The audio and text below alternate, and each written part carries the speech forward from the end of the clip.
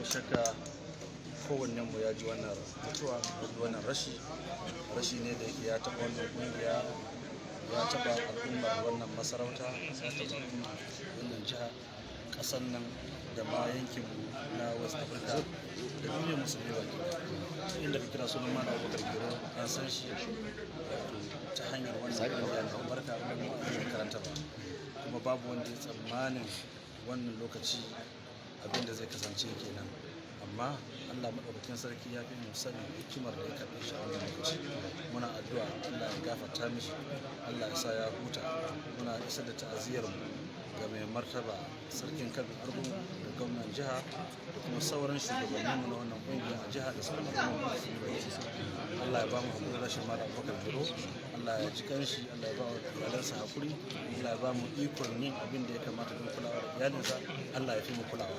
Allah mu ɗauki sarki ya sanya albarka.